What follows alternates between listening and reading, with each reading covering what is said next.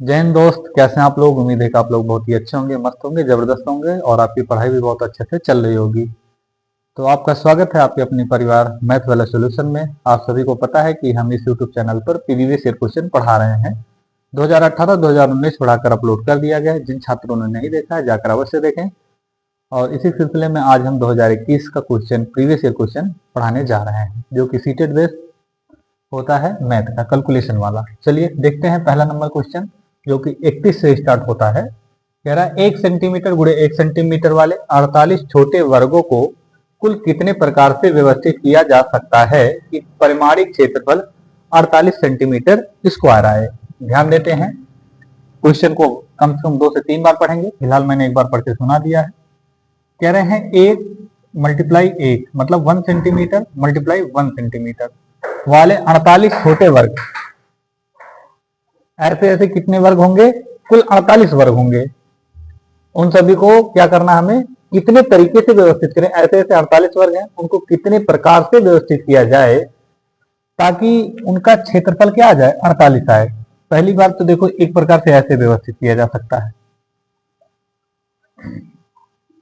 यहां मानकर चलेंगे, मैथ का सब्जेक्ट है तो मानना बहुत ही जरूरी है। बिना माने मैथ जो है अधूरा रहता है। ऐसा सपोज करेंगे, ये जो 1 सेंटीमीटर का यहां मैंने फिट कर दिया, तो ऐसे से सबकी एक दूसरे की साइड क्या है, इक्वल है। तो 1 2 3 4 5 6 7 8 9 10, और ये इधर कर लेंगे थोड़ा सा 11 12। तो ये हो जाएंगे कितने, 1 2 3 4 5 6 7 8 9 10 11 12। ये हो जाएंगे टोटल 12, और इसको थोड़ा सा और इधर बढ़ा लेंगे, 4 कर लीजिए।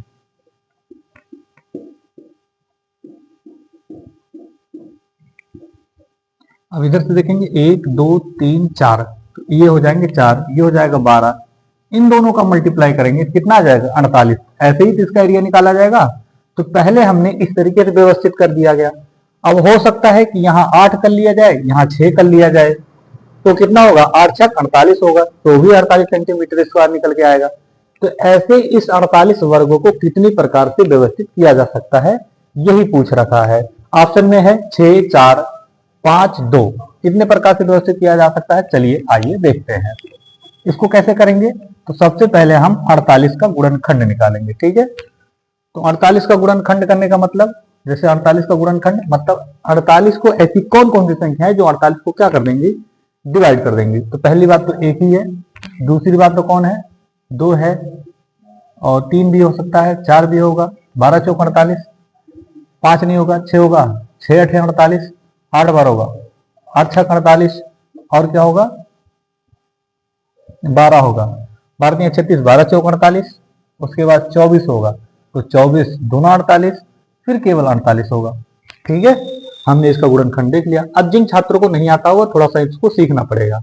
जैसे कि मैं हर वीडियो में पढ़ाता हूँ, हमारा एक मैथ बेसिक का क्वेश्चन चलता है, सॉरी क्लास चलती है इसी यूट्यूब चैनल पर, तो उसको जाके जरूर देखें। तो चलिए सॉल्व करते हैं। अब इसको कैसे करेंगे, पहले वाले का लास्ट वाले के साथ मिलाएंगे, पहले वाले का लास्ट वाले के साथ। तो 1 गुणे में 48, यहाँ 48 लिख लेंगे। 1 गुणे में 48 करेंगे तो भी कितना आएगा, 48 आएगा। और देखिए दूसरे वाले, आगे से दूसरा पीछे से दूसरा, तो 2 गुणे में 48, सॉरी 2 गुणे में 24, 2 गुणे में 24 हो गया, तो भी कितना आया, 48। 3 गुणे में 12 करेंगे, 3 गुणे में 12, सॉरी गलत हो गया क्या, 12 3 36, यहाँ 16 करेंगे, ठीक है। 16 3 48 हो जाएगा, ठीक है। एक 16 भी यहाँ गायब हो गया था, ठीक है। तो 16 3 48 हो जाएगा, ठीक है भैया। उसके बाद इससे इसमें करेंगे तो हो जाएगा 4 गुणे में 12, तो 12 चौक 48। तो इसके बाद इन दोनों का कर लेंगे तो हो जाएगा 6 गुणे में 8, तो 8 छक 48। तो देख पा रहे हैं हम कुल कितने, देख सकते हैं कितने जोड़े बने हैं, 1 2 3 4 5, कुल कितने भैया, 1 2 3 और 4, ये 5। तो टोटल संख्या निकल के कितनी आई है, 5। तो इस ऑप्शन में अगर कहीं 5 दिख रहा होगा तो वही ऑप्शन होगा। तो कह रहे हैं 5 प्रकार से 1 सेंटीमीटर वाले 48 वर्गों को 5 तरीके से व्यवस्थित किया जा सकता है, जो कि उसका जो क्षेत्रफल होगा वो 48 सेंटीमीटर स्क्वायर होगा। उम्मीद है कि ये क्वेश्चन आपको समझ में आया होगा। इसी से चलते हैं अगला क्वेश्चन नंबर 32। प्रश्न संख्या यहाँ पर 32 देखेंगे। कह रहा है विद्यालय की सभा में एक कक्षा के विद्यार्थी एक पंक्ति में खड़े हैं, दोनों सिरों से रूही का 19वां स्थान है। उस कक्षा में कुल कितने छात्र उपस्थित हैं? कह रहे विद्यालय है और विद्यालय की एक कक्षा में, ठीक है, सभी विद्यार्थियों को एक पंक्ति में खड़ा कर दिया गया। पंक्ति का मतलब ऐसे, एक आगे फिर उसके पीछे उसके पीछे उसके पीछे, ऐसे। कुल कितने हैं भैया हमको पता नहीं है, ठीक है, कुल कितने हमको पता नहीं। लेकिन कह रहे हैं जो रूही का स्थान है वो कितना है? 19 है। 19 आगे आएगा नहीं, 19 आएगा बीच में ही, तो ऐसे समझते हैं। जैसे देख लेंगे 1 2 3 4 5 6 7 8 9 10 11 12 13 14 15 16 17 18 19, तो यहाँ 19 आया ना, तो इसका मतलब ये तो इधर आगे छात्र खड़े होंगे और इधर छात्र खड़े होंगे। 19वें नंबर पे कौन आ रहा है? रूही। तो इधर से भी तो 19वें नंबर पे कौन आ रही होगी? रूही। तो इधर से काउंट करेंगे, जैसे मान लेते हैं 1 2 3 4 5 6 7 8 9 10 11 12 13 14 15 16 17 और 18, तो इधर से मान लेते 18 और 19 वाले पे फिर कौन आ रहा है? रूही। तो अब काउंट कर लेंगे, टोटल पता चल जाएगा कि कुल कितने छात्र हैं। लेकिन हम इस तरीके से तो करेंगे नहीं। इसको करने का तरीका क्या होगा? ऐसे मानेंगे कि इधरिया से गिने थे, इधरिया से गिने थे, दोनों तरफ से कितनी आई थी? मतलब इधर से गिनने पर भी रूही 19वें नंबर पर, इधर से गिनने पर भी रूही 19वें नंबर पर। तो रूही को हमने कितनी बार गिना? 2 बार, एक तो एलएचएस साइड से और एक आरएचएस साइड से, मतलब एक दाहिने तरफ से एक बाएं तरफ से। तो रूही को हमने 2 बार काउंट कर लिया, तो एक तो माइनस कर दीजिए, ठीक है। तो 19 दूना 38 में से एक जाएगा, कितना बचेगा? 37। तो 37 आपका यहाँ पर आंसर क्या हो जाएगा? सही हो जाएगा, ठीक है। तो चाहे ऐसे काउंट कर लीजिए तो भी देखेंगे इसमें 37 ही लाइनें मैंने खींची होंगी। तो चाहे ऐसे कर लीजिए, इधर से 19 इधर से 19, रूही को 2 बार काउंट किया जा रहा है, तो एक बार माइनस कर देंगे, टोटल आ जाएगा 37। चलिए चलते हैं अगले क्वेश्चन की तरफ। क्वेश्चन नंबर 33 कह रहा अस्मिता विद्यालय की एक बैठक में 8:30 AM से 15 मिनट पहले पहुंचती है, मतलब 8:30 से 15 मिनट पहले पहुंच जाती है। तो समझेंगे अस्मिता, ठीक है, अस्मिता जो है का समय, अस्मिता कब पहुंची?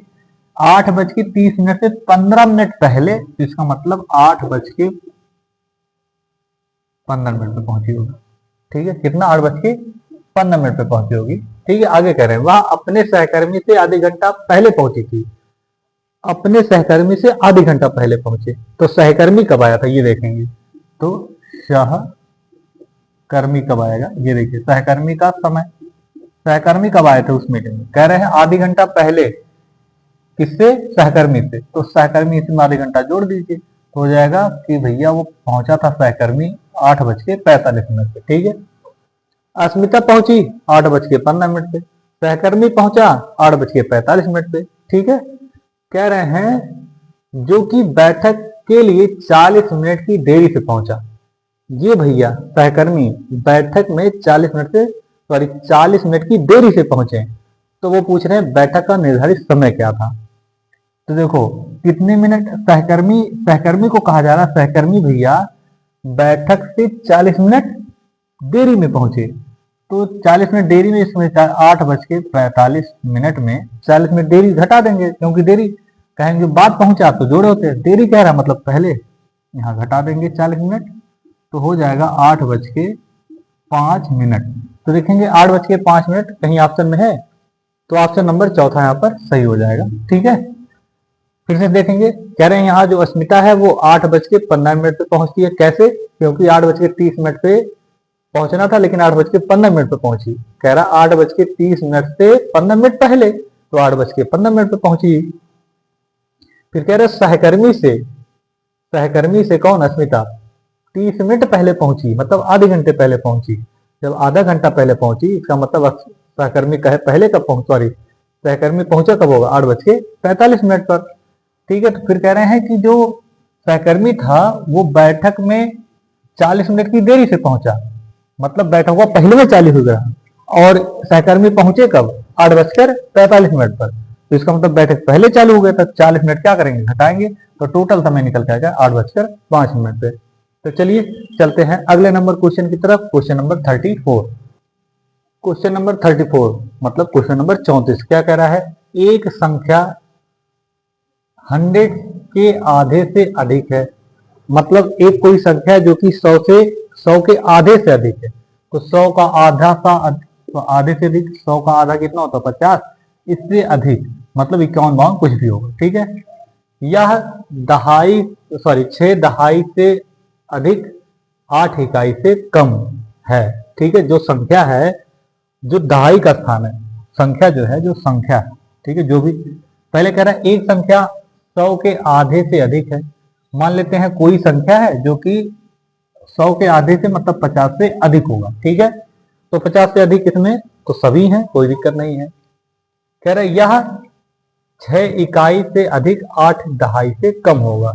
मतलब जो संख्या होगी उसका जो दहाई वाला स्थान, जैसे एक इकाई होता है और एक दहाई होता है, तो जो दहाई वाला स्थान होगा वो 6 से अधिक होगा, या तो 6 होगा या तो 6 से अधिक होगा, और 8 से कम होगा। मतलब दहाई का अंकवा 6 होगा या 6 से अधिक, और 8 होगा या तो 8 से कम होगा, ठीक है, कम होगा। उसके बाद कह रहे हैं इसके अंकों का योग 9 होता है, ठीक है। यहां एक बढ़िया पॉइंट है, कह रहे हैं इसके अंकों का योग कितना होगा, 9 होगा। इसका दहाई का अंक, ठीक है, जो दहाई का अंक है वो इकाई के अंक से 2 गुना होगा, ठीक है। तो संख्या क्या होगी, ध्यान देते हैं। ऐसे क्वेश्चन को सबसे पहले हम ऑप्शन से देखेंगे। ये जो बात मैंने बोला इकाई के अंकों का योग 9 होगा, वास्तव में देखते हैं अगर ऐसा कोई है जो कि जोड़, दोनों का जोड़ अगर 9 नहीं होता तो उड़ा देंगे, पहले से काट देंगे। लेकिन यहाँ पर देख पा रहे हैं 7 2 9, 6 3 9, 5 4 9 और 8 1 9, सब सही हो रहा है, तो भाई इससे होगा ही नहीं। अब हमको कैसे करना होगा, तो ध्यान दीजिए। तो कह रहा है कि जो दहाई का अंक है और इकाई का अंक, दहाई का अंक 6 से अधिक, 6 से अधिक होना चाहिए, तो या तो 6 हो 6 से अधिक, तो 6 से अधिक ये है, ये नहीं है, ये है, ठीक है। ये भी तो मामला सही बन रहा है। आगे कह रहा है 8 से कम होगा, ठीक है, 8 से कम होगा, 8 हो गया तो 8 से क्या होगा, कम होगा, ठीक है। तो अभी सब फॉलो कर रहे हैं, ये भी फॉलो कर रहा है। इसका दहाई का अंक, जो दहाई का अंक मतलब ये जो होगा x, मान लेते ये इकाई के अंक का दुगना होगा। तो देखते हैं ऑप्शन में इकाई के अंक का दुगना दहाई का अंक कौन है, तो इसका दुगना करो, इकाई का अंक का दुगना करो, इकाई का अंक दुगना करेंगे 4 आएगा, तो ये 7 है, ये तो होगा नहीं। इसका दुगना करो 3 दूना 6, हाँ अभी तक तो यही फॉलो कर रहा है कि भैया इकाई का अंक तो दुगना किया गया, देखो इकाई का अंक दुगना किया गया, तो भैया जो दहाई का अंक है वो आ जा रहा है। यानी इसका दहाई का अंक, जो दहाई का अंक है वो इकाई के अंक को दुगना करने पर, तो इकाई का अंक दुगना करने पर यही फॉलो कर रहा है कि इकाई अंक दुगना करेंगे तो 6 आ जा रहा है। यहां भी देखो कोई नहीं फॉलो कर रहा है, यहां भी नहीं फॉलो कर रहा है, तो यही आपका क्या हो जाएगा, सही आंसर हो जाएगा। तो देखिए इसको थोड़ा सा मैंने ट्रिक के साथ बचाया है, तो एक बार और देख लीजिए। कह रहा है कि ऐसा कोई संख्या जो कि 50 के आधे से अधिक है, तो 50 के आधे से अधिक मतलब 61 होगा, सॉरी 51 होगा, 52 होगा, 53 होगा, ऐसा कुछ है। आगे कह रहा है यह दहाई से अधिक अंक और 8 दहाई से कम होगा। मतलब जो दहाई का अंकवा होगा, जो दहाई का अंक होगा वो 6 होगा या तो 6 से अधिक, और 8 होगा या तो 8 से कम होगा। तो ऐसी दो ही संख्याएं हैं, सॉरी एक संख्या ऐसी है जो कि 6 से कम हो जा रहा है, तो ये माना जाएगा नहीं। अब बचे हमारे पास 3 ऑप्शन। कह रहे हैं उसके बाद कह रहे हैं कि इनका योग 9 होना चाहिए। तो देखिए तीनों का ऑप्शन 9, जो तीनों ऑप्शन है, सॉरी चारों ऑप्शन बच रहे हैं, इन चारों ऑप्शनों का जो योग है वो कितना हो जा रहा है, 9 हो जा रहा है। तो सब फॉलो कर रहे हैं। जहां बात अच्छी हो जाती है, यानी इसका दहाई का अंक, जो दहाई का अंक है इसमें वो इकाई के अंक का दुगना होगा। मतलब इकाई के अंक को अगर दुगना कर देंगे, दहाई वाला अंक आ जाता है, तो वही ऑप्शन सही होगा। तो देखिए 2 का दुगना करेंगे 4, ये है नहीं। 3 का दुगना करेंगे 6, अभी तक तो यही है, ये तो पहले कट गया था। 8 का दुगना करेंगे, सॉरी 1 का दुगना करेंगे तो 2 आ जाएगा, ठीक है। तो ये ऑप्शन होगा नहीं, तो यही वाला ऑप्शन, जो सेकंड वाला ऑप्शन है वो क्या हो जाएगा, आपका सही होगा। चलिए चलते हैं अगले क्वेश्चन की तरफ। Question number 35। क्वेश्चन नंबर 35 लिखा गया है विभिन्न स्टेशनरी वस्तुओं की दरें नीचे दी गई। दरें का मतलब बोल रहा है यहाँ पर मूल्य।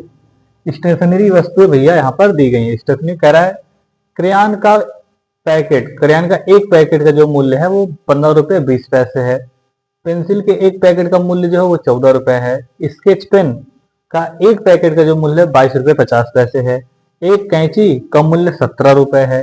एक रबड़ का मूल्य 2 रुपए है। उसके बाद कह रहा है चमकीली कागज की एक परत मतलब एक शीट का जो मूल्य है वो 2 रुपये 50 पैसे है। कह रहा है सजावटी स्टीकर एक पैक कह रहा है वो 5 रुपए का है। अब देखिए एक व्यक्ति है जिसका नाम है सुहेल। सुहेल जाते हैं उस दुकान पर, कहते हैं कि भैया हमें एक पैकेट क्रेन चाहिए। ठीक है, तो एक पैकेट क्रेयॉन, सॉरी क्रेन जो बोल रहा था, एक पैकेट क्रेयॉन चाहिए। तो एक पैकेट क्रेयॉन का मूल्य हमको पता है कितना भैया, 15 रुपए 20 पैसे। जो आएगा मैं यहां जोड़ूंगा। ठीक है, 15 रुपए कितने 20 पैसे। आगे कह रहे हैं दो पैकेट पेंसिल, तो एक पैकेट का मूल्य 14 रुपए, तो दो पैकेट का कितना हो जाएगा 28 रुपए हो जाएगा। इतना तो जानबे करते हैं आप, प्लस लगा लीजिए। ये हो गया, ये खरीद लिए आज का। उसके बाद क्या करें, एक पैकेट स्केच पेन, तो एक पैकेट स्केच पेन का दाम कितना है 22 रुपए 50 पैसे। ठीक है, उसके बाद कह रहे हैं एक कैंची खरीद रहे हैं। थोड़ा सा देखूंगा मैं अगर, हाँ तो एक पैकेट स्केच पेन का दाम 22 रुपए 50 पैसे होगा। फिर कह रहे हैं एक कैंची खरीद रहे हैं। एक कैंची कितने रुपए की 17 रुपए की प्लस। उसके बाद कह रहे हैं चमकीली कागज की 5 सीटें, तो कहाँ भैया चमकीली कागज की सीट, एक सीट का दाम 2.5 रुपए, तो 5 सीटों का दाम कितना होगा यहाँ देखे कर लेते हैं। एक सीट का दाम 2.5 रुपए है, मतलब 2 रुपए 50 पैसे। तो 5 सीट का दाम क्या करेंगे, गुणा करेंगे, 5 शून्य शून्य, 5 पचम 25 से 5 ऐसे लाए 2, 5 दूना 10 2 12। ठीक है, 2 अंक बाद पॉइंट लगा, 2 अंक बाद पॉइंट लगा दीजिए। तो आया कितना भैया 12 रुपए 50 पैसे। कितने 5 सीटों का दाम, क्योंकि 5 सीट खरीद रहा था। और एक पैकेट सजावटी स्टीकर, सजावटी स्टीकर का एक पैक का दाम कितना था भैया 5 रुपए था, तो 5 रुपए भी जोड़ लीजिए। ठीक है, और कुछ खरीद रहे हैं, करें उसको कितना भुगतान करना होगा, मतलब जो सुहेल थे वो कितना भुगतान करेंगे ये देखना है। ठीक है, स्टीकर खरीदे। चलिए सबको ऐड कर लेते हैं, बहुत ही सरल है। देखो ऐड करने का तरीका एक तो ऐसे है, यहाँ हमारे ऑप्शन है, ऑप्शन के बगल हम इसको ऐड कर लेते हैं। कैसे करके, पहला तो 15 20 पैसे, उसके बाद 28 रुपए के नीचे रुपए, यहाँ देखिए रुपया है और ये पैसा है। ठीक है, उसके बाद कितना 22 रुपए 50 पैसे, तो 22 रुपए क्या जोड़ लीजिए 50 पैसे, यहाँ 0 0 लगा सकते हैं। उसके बाद भैया कितना 17 रुपए है, 17 रुपए को जोड़ लीजिए, 0 0 कर दीजिए। ठीक, आगे क्या है 12 रुपए और 50 पैसे। फिर उसके बाद कह रहे हैं लास्ट में क्या खरीदते थे, एक पैकेट सजावटी स्टिकर, तो सजावटी स्टिकर एक पैकेट का दाम कितना है 5 रुपए, तो 5 रुपए इसका रख लीजिए। सबको जोड़िए, तो यहाँ आ रहा है 50 50 100 और ये हो जाएगा 120। 120 का मतलब 100 रुपया, सॉरी 120 का मतलब 120 पैसे, तो 100 पैसे बराबर 1 रुपए। तो 1 रुपए क्या हो जाएंगे आप देखेंगे, 1 रुपए जुड़ जाएगा इसमें। ठीक है, तो मान लेंगे यहाँ 1 रुपए भी हम बाद में जोड़ लेंगे, यहाँ 120 मतलब 20 पैसा यहाँ हो गया। ठीक है, कोई ऑप्शन में है, कोई ऑप्शन में नहीं मैच कर रहा, इधर पैसा ही है ही। फिर से देखते हैं, हो सकता हमारी यहाँ कोई गलती हो चुकी होगी। हाँ, कह रहा है दूसरे पेन से करेंगे तो थोड़ा सा अच्छा समझ में आएगा। कह रहा है सुहेल ने एक पैकेट क्रेयॉन, तो एक पैकेट क्रेयॉन इसको खरीद लिए, तो एक पैकेट क्रेयॉन का दाम देखेंगे 15 रुपए 20 पैसे, लिख लिया गया है। उसके बाद करें दो पैकेट पेंसिल, तो एक पैकेट पेंसिल का दाम ये देखेंगे, एक पैकेट पेंसिल का दाम 14 रुपए, तो 2 का 2 से गुणा करेंगे, 14 दूना 28 रुपए हो जाएगा। ठीक है, उसके बाद करें एक पैकेट स्केच पेन, तो स्केच पेन एक पैकेट का दाम 22 रुपए 50 पैसे था, 22 रुपए 50 पैसे मैंने यहाँ लिख लिया। एक कैंची देखते हैं, एक कैंची का दाम 17 रुपए मैंने लिख लिया। उसके बाद कह रहे हैं कि भैया चलते चलते चमकीले कागज की 5 सीटें, तो चमकीले कागज की एक परत मतलब एक सीट का दाम 2 रुपए 50 पैसे, तो 5 सीट खरीद रहे, 5 से मल्टीप्लाई करेंगे, 5 शून्य शून्य, 5 पचम 25 से 5 ऐसे लागे 2, 5 9 10 2 12, तो कुल कितना रुपए हो जाएगा 12 रुपए 50 पैसे हो जाएंगे। तो थोड़ी सी गलती हुई, हाँ एक कैंची हो गया, इसका 12 रुपए 50 पैसे। और एक पैकेट सजावटी स्टिकर, सॉरी क्या खरीदता है, स्टिकर खरीदता है, तो एक पैकेट कितना दाम भैया? 5 रुपए है, तो 5 रुपए लिख लिया। सबको ऐड कर लेंगे एक तरफ से, मैंने इसलिए इस तरीके से लिख लिया गया। पहले 15 रुपए 20 पैसे, फिर उसके बाद 28 रुपए, फिर उसके बाद 22 रुपए 50 पैसे, फिर 17 रुपए, फिर 12 रुपए 50 पैसे, उसके बाद आए हैं 5 रुपए। तो सबको ऐड करते हैं, चलिए। तो ये हो जाएगा 1 रुपया 20 पैसा, तो 20 पैसे पैसे वाले में लिखेंगे, 1 रुपया हमको ले लेंगे फिर। तो ये जोड़ेंगे सबको, 1 रुपया जो जेब में था और 5 रुपया, 5 एक 6, 6 2 8, 8 7 15, 15 15 2 17, 17 8, 17 में 3 मिलाएंगे तो 20, 20 5 25, 25 5 30, 30 से शून्य सिलाए, 30 से शून्य सिलाए कितना भैया? 3। तो 3 एक 4, 4 एक 5, 5 5 2 7, 7 2 9, 9 1 10। ठीक है, इतना आ रहा है। कितना आ रहा भैया? एक मतलब पूरे 100 रुपए और 20 पैसे आ रहे हैं। मुझे लगता है मैंने ऑप्शन कहीं गलत लिख दिया। ये जो 100 रुपए यहाँ आ रहा है, 100 रुपए 50 पैसे नहीं होगा, 100 रुपए 20 पैसे होगा। ठीक है, 100 रुपए कितना होगा? 20 पैसे। मैं एक बार देखूं ऑप्शन क्या हमारा सही है। ऑप्शन में एक बार गलतियां हो सकती हैं।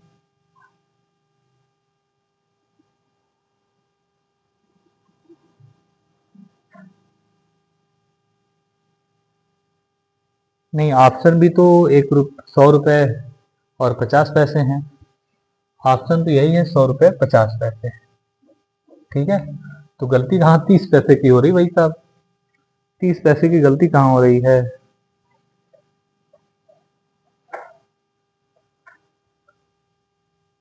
तीस पैसे की गलती देखते हैं। चलो मैं मिला लेता हूं एक बार। कह रहे हैं एक पैकेट 15 रुपए। ओह, मुझे लगता है मैं यहाँ गलती कर दिया हूँ। कहाँ कर दूँ? ये हाँ गलती हो गई, मिल गई भाई साहब। यहाँ 15 रुपए 20 पैसे नहीं, 15 रुपए 50 पैसे हैं। ठीक, अब सही हो गई। तो ठीक है, अब यहाँ आ जाएगा। जब यहाँ 50 कर देंगे तो हो जाएगा 50 50 50, 150 हो जाएगा। 150 मतलब 1 रुपया और 50 पैसे, 50 रुपए से यहाँ कम, बाकी 1 रुपया बचा था। ये ऑप्शन सही हो जाएगा। ठीक है, कोई दिक्कत नहीं है, सारे ऑप्शन सही है। एक बार फिर से देख लेंगे वीडियो को तो आपको समझ में आ जाएगा, कहीं गलती नहीं है, सब सही है। यहाँ थोड़ी सी गलती थी, जो 15 रुपए 20 पैसे मैंने लिख दिया था क्रेयन का मूल्य, और वो 15 रुपए 50 पैसे है। तो चलिए, कभी काल ऐसा हो जाता है क्वेश्चन में गलतियां। ठीक है, अब डिजिटल बोर्ड तो है नहीं, पीपीटी से लगा दिए हैं, उसमें भी गलतियां होती हैं, हम तो हाथ से लिख रहे हैं। तो चलिए चलते हैं अगले क्वेश्चन की तरफ। क्वेश्चन नंबर 36 मतलब 36 कह रहा है, एक रेलगाड़ी पटना से 30 मई 2020 को 23:40 पर चलती है, करीब बजे चलती है, और मुंबई 1 जून 2020 को 5:15 पर पहुंचती है। तो रेलगाड़ी द्वारा कुल कितनी यात्रा तय की गई, ये बतानी है। ऐसे हम सारे सीरीज में देख रहे हैं, मतलब सभी सीरीज में इस प्रकार को क्वेश्चन देख रहे हैं। इसका मतलब एक तो आना तय है, 100% करेक्ट है कि ऐसा आना ही आना। ठीक है, तो चलिए शुरू करते हैं। कैसे सॉल्व करेंगे तो देखेंगे। 30 मई को, उसके बाद 31, फिर उसके बाद तब जाके एक हुआ है। ठीक है, तो चलिए शुरू करते हैं। पहले 30 मई था, 30 मई कब भैया? 23 बजकर कितना है? 23:40। ठीक है, चलना शुरू की थी। उसके बाद 31 मई होगा, फिर 1 जून होगा। ठीक है, इस प्रकार से। अब आप मुझे बताएंगे, रात को बज रहा होगा 23:40, मतलब 20 मिनट बचा होगा 12 बजने में, मतलब रात को 24 बजती है। ठीक है, उसके बाद 31 मई लग जाएगा। तो ऐसे समझेंगे कि रात के 31 तारीख को रात के 23:40 तक कुल कितने घंटे हो जाएंगे? 24। आपको पता होना चाहिए कि जैसे 30 मई को रात को 23:24 से 31 मई को रात के 23:24 से टोटल जो हावर होंगे वो 24 हावर हो जाएंगे। ठीक है भैया, उसके बाद 31 मई को रात में था, तो रात में तो जून लगेगा ना, तो रात में ही क्या लगेगा? जून। तो 20 मिनट अगर इसमें मिला देंगे, इसमें अगर 20 मिनट मिला देंगे, रात को लग जाएगा जून। ठीक है, तो 20 मिनट लगेगा, तुरंत लग जाएगा 1 जून। लेकिन 1 जून को सुबह 5:15 तक, तो 20 मिनट ये होगा, और सुबह 5:15 मतलब ये टोटल 5 घंटा 15 मिनट ये।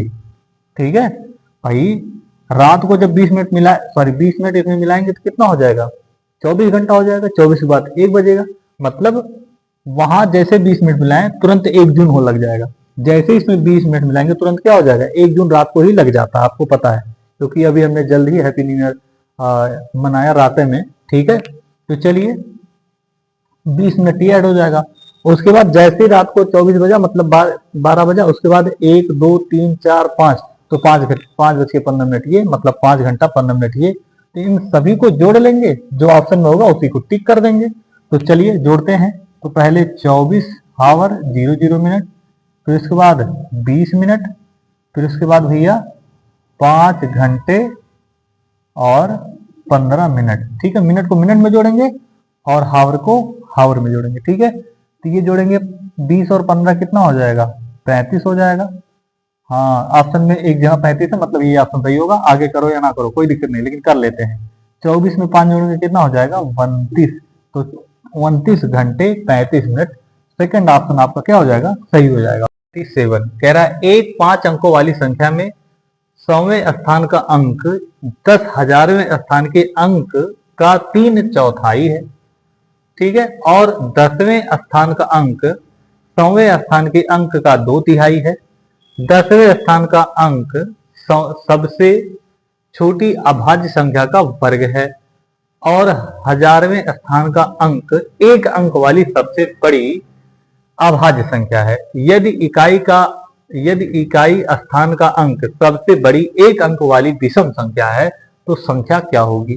देख रहे हैं, इतना बड़ा क्वेश्चन दे दिया, आप पढ़ेंगे तो 2 मिनट इसी में गायब कर देंगे, सॉल्व करने में और हो। ठीक है, इसको सॉल्व करने का बहुत ही बेहतर तरीका होता है, हम क्वेश्चन को आगे से ना देखकर बल्कि यहाँ नीचे से, मतलब ये जो पीछे से जहां खत्म हुआ वहां से पढ़ना शुरू करेंगे। बहुत कम समय में आपका ये क्वेश्चन सॉल्व हो जाएगा। चलिए देखते हैं। मान लेते हैं कि ए 5 अंकों वाली संख्या बनाइए, ए बी सी डी और ए। ये क्या है, 10,000 है, 10,000 है। ये क्या भैया, ये 1000 अंक पर है, ये 1000 पर, और ये क्या है 100वें है, और ये क्या है, ये 10वें है। ठीक है, और ये इकाई स्थान पर है। ठीक है, तो उसने बोला ना सबसे पहले 5 अंकों वाली 5 अंकों वाली संख्या हो गई। सॉल्व करने का तरीका मैंने बताया, इतना बड़ा क्वेश्चन इसको सॉल्व करेंगे तो अक्सर कंफ्यूज ही हो जाएंगे, क्योंकि इतना कंफ्यूजन वाला सब्जेक्ट में दिया गया है। सॉल्व करने का सही तरीका क्या है कि हम इसको पीछे से देखेंगे। पीछे से कैसे, यहां से, जहां यदि हो और हो वहां से देखेंगे। क्या कह रहा है, यदि इकाई स्थान का अंक सबसे बड़ी 1 अंक वाली विषम संख्या हो। तो सबसे पहले देखिए विषम संख्या कौन कौन होता है। तो विषम संख्या 1 अंक तक केवल, जैसे 1 हो गया, 3 हो गया, 5 हो गया, 7 हो गया और 9 हो गया, यही तो विषम संख्या है। तो कह रहा है कि इकाई के स्थान पर जो है, मतलब जो ई के स्थान पर है अंक, मतलब यहाँ का अंक सबसे बड़ी विषम संख्या है, और भी 1 अंक वाली। तो 1 अंक वाली सबसे बड़ी विषम संख्या कौन है, 9 है। तो यहाँ क्या रख लीजिए, 9। ठीक है, और एक चीज जैसे जल्दी सॉल्व करना है तो हम देखेंगे क्या, अपने ऑप्शन में देखेंगे कि इकाई का स्थान पर कहाँ कहाँ 9 है। तो इस ऑप्शन में 9 है, इस ऑप्शन में नहीं है, इसको काट दीजिए। इस ऑप्शन में है और इस ऑप्शन में भी नहीं है, तो ये दोनों तो कट गए। ठीक है, अब आगे देखेंगे। फिर यहाँ से इसको यहाँ पीछे चलते रहेंगे, यहाँ और से चालू करें। 1000वें स्थान का अंक, 1000वें स्थान का अंक मतलब यहाँ का 1000वें स्थान का अंक 1 अंक वाली सबसे बड़ी अभाज्य संख्या है। तो अब अभाज्य संख्या देखिए, अभाज्य संख्या 2 होती है, 3 होती है, 5 होती है, 7। ठीक है, 1 अंक वाली है अभाज्य संख्याएं हैं। फिर से पढ़ेंगे, 1000वें स्थान का अंक, जो 1000वें स्थान का अंक है 1 अंक में, 1 अंक वाली सबसे बड़ी अभाज्य संख्या कौन होती है। तो 1 अंक वाली सबसे बड़ी अभाज्य संख्या कौन है, कहेंगे आप लोग 7। तो यहाँ 7 लिख लेंगे। मतलब अब हम ऑप्शन में चलकर देखेंगे कि 1000वें स्थान पर 7 किस में है। तो 1000वें स्थान पर देखेंगे, इकाई, दहाई, सैकड़ा, हजार। 1000वें स्थान पर यहाँ 3 है और यहाँ 1000वें स्थान पर देख रहे हैं 7 है। तो यही ऑप्शन आपका क्या हो जाएगा, सही हो जाएगा, और ये ऑप्शन आपका क्या हो जाएगा, गलत हो जाएगा। देखें कितने आसानी से हमने कर दिया। फिलहाल मैं और आगे चेक कर देता हूं, और यहां से चलेंगे। यहां लिखा गया है 10वें स्थान का अंक, 10वें स्थान का अंक मतलब यहां का 10वें स्थान का अंक सबसे छोटी अभाज्य संख्या का वर्ग है। तो सबसे छोटी अभाज्य संख्या क्या होगी, सबसे छोटी अभाज्य संख्या कौन है, 2 है। इसका वर्ग करेंगे कितना आ जाएगा 4। तो देखेंगे 9 है 4 है, 9 है 4 है, उसके बाद यहाँ 7 है। तो यही ऑप्शन ज्यादा से ज्यादा मैच कर रहा है और पढ़ने की जरूरत नहीं है। आप इसको क्या कर सकते हैं, ऐसे ही कुछ ऑप्शन में टिक लगाकर आगे बढ़ सकते हैं और ज्यादा पढ़ने की जरूरत नहीं, क्योंकि एग्जाम में समय कम होता है। ठीक है, तो चलिए चलते हैं क्वेश्चन नंबर आगे की तरफ। चलिए क्वेश्चन नंबर 38 मतलब क्वेश्चन नंबर 38 देखते हैं। कह रहा है 17,863 पाने के लिए 8,008, 8,088 और 8,808 के योग में से क्या घटा दिया जाए। मतलब इन तीनों संख्याओं को क्या करना है, जोड़ना है और जोड़कर क्या घटाया जाए ताकि ये मिल जाए। तो चलिए करते हैं भैया। ये 4 ऑप्शन आपको दिए हैं, पहले इनको जोड़ लीजिए। तो 8,008, फिर 8,088, फिर 8,808। ठीक है, तीनों को जोड़ लीजिए। तो 8 दूनी 16, 8 त्रिक 24 के 4 हाथ लाए 2, 8 2 10 के 0 हाथ लाए 1। ठीक है, 8 1 कितना हो जाएगा 9, 8 त्रिक 24 तो पूरा लिख लीजिए 24। ठीक है, कह रहे हैं क्या मतलब क्या घटा दिया जाए। तो अगर ऐसा है क्या घटा दीजिए, पहले इसी को घटा दीजिए। ठीक है, इसी को क्या करिए घटा दीजिए। 17,863 को क्या कर देंगे घटा देंगे, अभी जो आएगा वही होगा आंसर हमारा। तो चलिए 4 में से 3 जाएगा तो बचेगा 1, यहाँ 10 में से 6 जाएगा तो बचे कितना 4। ऑप्शन में देखेंगे कि 4 एक कौन कौन है भाई, 4 एक किसमें है, 4 एक किसमें, इन दोनों में है नहीं तो काट दीजिए। क्यों ऐसा मैं क्यों बताता हूँ काट दीजिए, क्योंकि अब आपको उसमें ध्यान ही नहीं देना है, 2 ही में देना है आगे, क्योंकि आपके पास समय कम रहता है एग्जाम में ना, तो ऐसे ही सॉल्व करें। अब यहाँ बचा 8, 8 में से 8 जाएगा 0, उसके बाद देखेंगे 0, तो 4 1 4 0 यही आ रहा है, यही ऑप्शन आपका सही हो जाएगा। बाकी ये भी ऑप्शन आपका क्या हो जाएगा, गलत हो जाएगा। फिलहाल पूरा मैं कर देता हूं आपके सामने। यहां से लेकर कैरी 14 में से 7 जाएगा बचेगा 7, यहाँ कट। तो 7,041, 7,041 जब आप इसमें से 24,904 में से 7,441 घटाएंगे ना, ठीक है, तो आपको ये संख्या मिलेगी। देखिए कैसे मिल जाता है, ये आ जाएगा 3, 4 में से 3 जाएगा बचे कितना 1, तो बच जाएगा 10, 10 में से 4 जाएगा बचे कितना 6, और यहाँ 8 में से 0 जाएगा तो 8, और यहाँ 14 में से 7 जाएगा तो 7। ठीक है, और यहाँ क्या कर देंगे बचे कितना 1। ठीक है, तो देख रहे हैं यही तो आया आंसर। ठीक है, इस तरीके से हम लोग कर पाते हैं। तो चलिए चलते हैं अगले नंबर क्वेश्चन की तरफ। क्वेश्चन नंबर 39 मतलब क्वेश्चन नंबर 39 क्या लिखा गया, 16 लीटर धारिता वाली एक बाल्टी, मतलब एक बाल्टी है। जैसे ये देखिए बाल्टी, बाल्टी बनाने में कई बार मेडल मिल चुका है। देखो ये क्या है बाल्टी, इसका धारिता कितनी है 16 लीटर। 16 लीटर धारिता वाली एक बाल्टी पूर्ण रूप से पानी से भरी हुई है। पूरा पानी से क्या हुआ है, ये देखिए भरा हुआ है। ठीक है, पूरा पानी से भरी हुई है। बाल्टी के पानी मतलब इसके पानी को छोटे छोटे बर्तनों में भरा जाना है। छोटे छोटे ऐसे बर्तन है, ठीक है, ऐसे छोटे छोटे क्या है बर्तन है। भाई साहब ये क्या हो गया, हाँ ये छोटे छोटे बर्तन है, ये छोटे छोटे ढेर सारे बर्तन हैं। क्या इसको भरे जाने हैं। बाल्टी में भरे समस्त पानी को मतलब इस पूरे पानी को एक मग द्वारा, एक मग देखो कभी, हाँ मग तो देखे होंगे तुम लोग, हम ही बना दे मग। ये भाई साहब ये है मग, ये पकड़ने वाला तो कान लग रहा है चलो ये मग है, इसी मग द्वारा क्या किया इसमें से भरिए और पन्नी इसी में डाल दीजिए, फिर ले भरिए और डाल दीजिए। ऐसे करना मग द्वारा 50 बार, कितनी बार ऐसे 50 बार भरना है। ठीक है, चलो बड़ा हो जाता है। पूर्णता भरकर मतलब एकदम पूरे जुबा जुब भरा है, जुबा जुब मतलब पूरा ऊपर तक। अच्छा, बर्तनों में स्थानांतरित किया जाता मतलब इस मग द्वारा इस बाल्टी में से पनिया निकालिए और इन छोटे छोटे जो है बर्तनों में भरा जाना है। ठीक है, वही स्थानांतरित कर रहा है। मग की धारिता क्या होगी, मतलब ये कितने ml का है या कितने लीटर का है वही बताना है हमको। ठीक है, तो चलिए देखते हैं कैसे करते हैं। इसको करने के लिए कुछ नहीं, आप समझिए कि इससे इस मतलब ये 16 लीटर है, ऑप्शन आपको मिलीलीटर में दिख रहा है तो पहले समझ में आ जाना चाहिए इसको मिलीलीटर में ही चेंज करना है। तो 16 लीटर को मिलीलीटर में चेंज करना है। तो हमने क्या कहा था, लीटर डेका सेंटी मिली, ठीक है। तो यहाँ लीटर है, लीटर से मिलीलीटर में जाने के लिए क्या करेंगे, यहाँ से जाएंगे एक बार 10 का गुणा, यहाँ से यहाँ जाएंगे एक बार 10 का गुणा, यहाँ से यहाँ जाएंगे एक बार 10 का गुणा। तो 10 धाम 100 1000, मतलब इसमें गुणा करेंगे 1000 से, कितना आ जाएगा 16000 मिलीलीटर, ठीक है। कितना आ गया 16000 मिलीलीटर आ गया। 16000 मिलीलीटर को 50 भागों में बांटना है, तभी तो 50 मक्का होगा। 50 भागों में बांटना है तो क्या करेंगे, तो 16000 मिलीलीटर हो गया, 50 भागों में बांटना है तो भागों में मतलब डिवाइड करना है, तो 5 से 5 कैंसिल हो गया, इससे इसमें देंगे तो 5 तिहाई 15 हो गया, 3 कहीं है आगे, लो ये ऑप्शन सही हो गया। अब आगे करने की जरूरत ही नहीं है, वही सही होगा।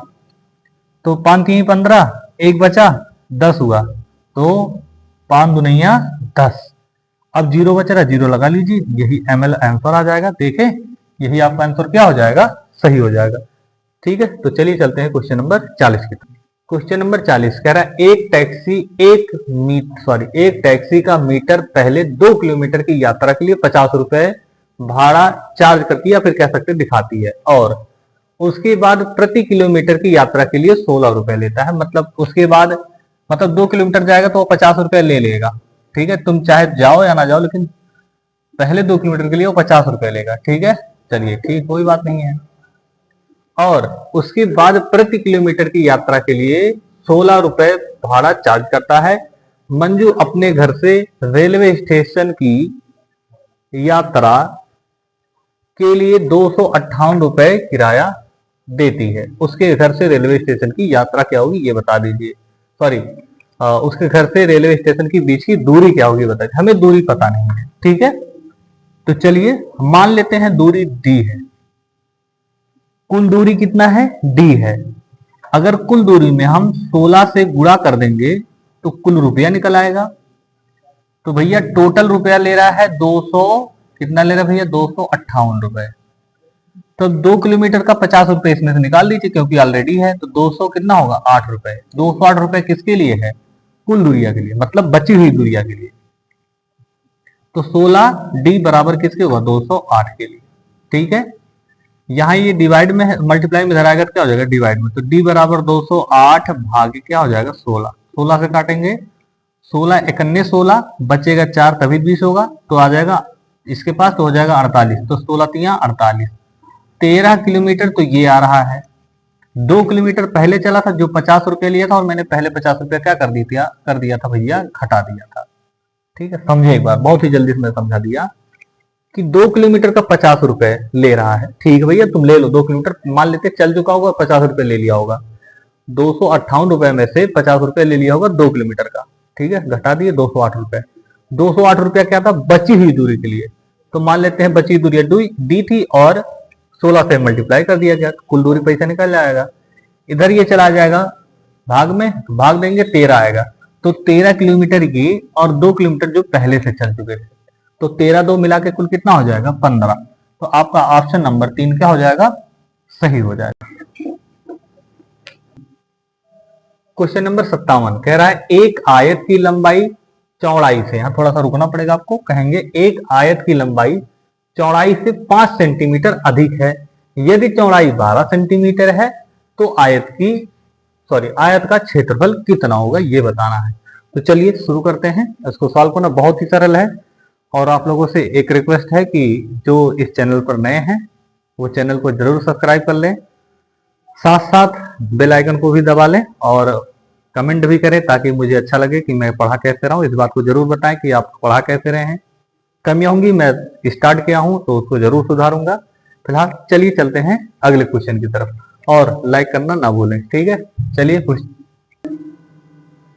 तो क्वेश्चन क्या कह रहा था, एक आयत की लंबाई चौड़ाई से 5 सेंटीमीटर अधिक है। पहले आयत बना लीजिए, ये हमारा क्या होगा आयत। तो आयत की लंबाई चौड़ाई से 5 सेंटीमीटर है अधिक है। आगे कह रहा है चौड़ाई 12 सेंटीमीटर है, तो चौड़ैया यही तो है, ये 12 सेंटीमीटर है। चौड़ाई से 5 अधिक, 5 अधिक मतलब 17, इसमें 5 जोड़ लेंगे, कितना हो जाएगा 12 5 17। कह रहा है तो इसका क्षेत्रफल निकालेंगे। हम सभी छात्रों को पता है कि आयत का क्षेत्रफल निकालने का फॉर्मूला क्या होता है। आयत का क्या निकालेंगे भैया, क्षेत्रफल। तो आयत का क्षेत्रफल निकालने का फार्मूला क्या होता है? लंबाई गुणे में क्या? चौड़ाई। लंबाई गुणे में क्या? चौड़ाई। तो लंबाई कितनी पता है हमको? 17। चौड़ाई कितनी है? 12। गुणा कर लीजिए। तो 17 दूना कितना हो जाएगा? 34। 34 के 4 हासिल आएगा 3। मैं एक चीज आपको बताता चलूं, जैसे ही एक स्टेप आंसर कर लें, आप अपने ऑप्शन में देखेंगे कौन सा मिल रहा है। कभी कल ऐसा होता है कि एक का ही ऑप्शन रहता है, बाकी सारे ऑप्शन नहीं रहते, तो वही सही हो जाता है। जैसे देख लीजिए, इसमें केवल एक ऑप्शन है जिसके लास्ट में 4 है और हमारा 4 भी आ भी रहा है, तो यही आपका क्या हो जाएगा? सही हो जाएगा। ठीक है, आगे बढ़ जाइए, क्योंकि एग्जाम में समय कम होता है, लेकिन ये मैं आपको पूरा करके दिखाते हैं। तो 17 दूना 34 के 4 हासिल आ गए 3, और 17 एक अन्य 17, और 17 में 3 मिलाएंगे कितना हो जाएगा? 21। और भाई 17 में 3 मिलाएंगे 20 होगा, सॉरी 17 में 3 मिलाएंगे कितना हो जाएगा? 20। तो 204 सेंटीमीटर स्क्वायर लगा लेंगे, तो यही आपका क्या हो जाएगा? पहला ऑप्शन सही हो जाएगा। तो अब चलते हैं हम अगले क्वेश्चन नंबर 58 की तरफ।